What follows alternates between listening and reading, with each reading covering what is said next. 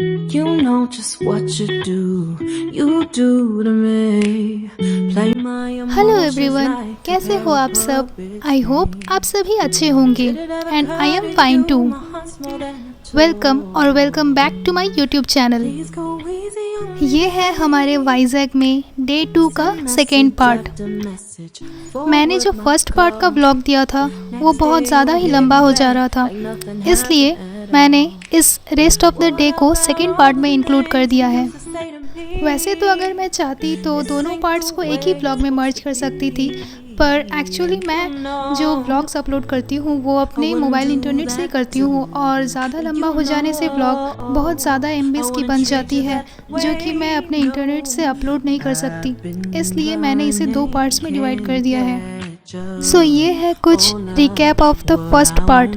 अगर आपने first part नहीं देखा है तो please make sure to check it out first.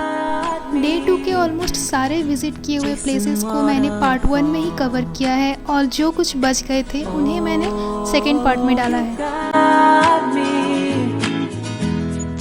तो फिर चलिए डे 2 के सेकेंड पार्ट को यहाँ से शुरू करते हैं। विशाखा म्यूज़ियम और सी हैरियर म्यूज़ियम से निकलने के बाद हम गए वहाँ के एयरक्राफ्ट म्यूज़ियम में, जिसे वाइजैक में प्राइड ऑफ द सिटी के नाम से भी जाना जाता है। यहाँ की एंट्री फीस कुछ ₹70 पर हेड फॉर एडल्ट्स के लिए है और ₹40 पर हेड चिल्ड्रन लोग के लिए है। और यहाँ ये म्यूज़ियम ओनली दोपहर के 2 बजे से रात के 8:30 बजे तक ही खुली रहती है।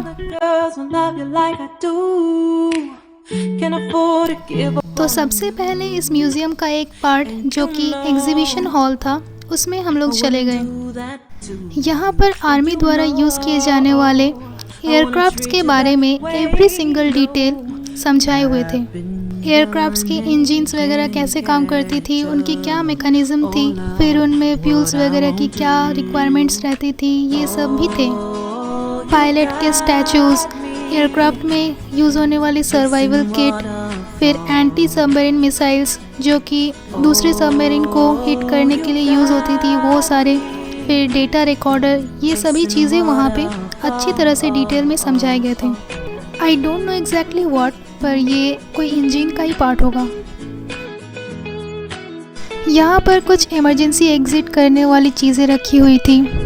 यहाँ देखो, अब एयरक्राफ्ट के व्हील्स के बीच में बैठ के 2 बच्चे फ़ोटो क्लिक करा रहे थे। यहाँ पानी के अंदर सबमरीन्स का एक डेमो मॉडल बना हुआ था और ये कुछ एक्स आर्मी ऑफिसर्स के पिक्चर्स और उनके प्राउड मोमेंट्स के पोर्ट्रेट्स हैं।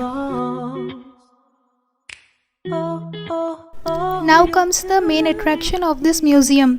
ये जो एयरक्राफ्ट आप देख रहे हो ये है Tu-142 नेवल एयरक्राफ्ट। ये बिल्कुल रियल वाला एयरक्राफ्ट है जो कि एक्चुअली 29 इयर्स तक यूज़ हुआ है इंडियन नेवी में।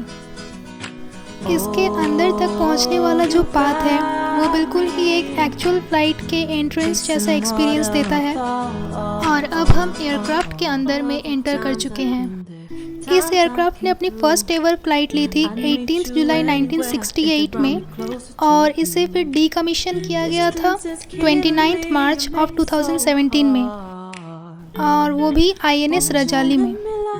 एक एयरक्राफ्ट में जो सामान जिस जगह पर रहती है उसे एज इट इज़ मेंटेन करने की कोशिश की गई है, जैसे कि आप यहाँ पे आर्मी मैन्स के डमीज़ को देख सकते हो। इस सिंगल एयरक्राफ्ट को म्यूज़ियम में कन्वर्ट करने के लिए ऑलमोस्ट 3.5 करोड़ का कॉस्ट पड़ा है और इस पूरे म्यूज़ियम को कंस्ट्रक्ट करने के लिए टोटल का 14 करोड़ का खर्चा पड़ा है। अब हम एयरक्राफ्ट म्यूज़ियम से निकलकर अपने नेक्स्ट डेस्टिनेशन की ओर चलने लगे। ये जो वेल काइंड ऑफ स्ट्रक्चर आपको दिख रहा है ये है सबमरीन म्यूज़ियम, जहां हम अब नेक्स्ट जा रहे हैं। ये भी एक एक्चुअल सबमरीन है जिसका नाम था INS कुरसुरा 641, जिसकी लेंथ है 91.3 मीटर और चौड़ाई में ये 8 मीटर चौड़ी है। ये सबमरीन के बाहर वाला व्यू है और समुंदर के ये इतने करीब में बनाया गया है कि बाहर से देख के लगता है कि ये समुंदर में तैर रहा है।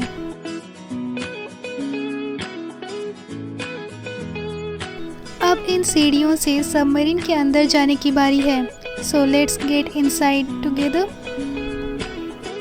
अब हम इसके अंदर स्टेप इन कर चुके हैं। सडनली जब मैंने इन स्टैचूज़ को देखा तो फर्स्ट फ्यू सेकंड्स तो मैंने इसे असली ही समझ लिया था।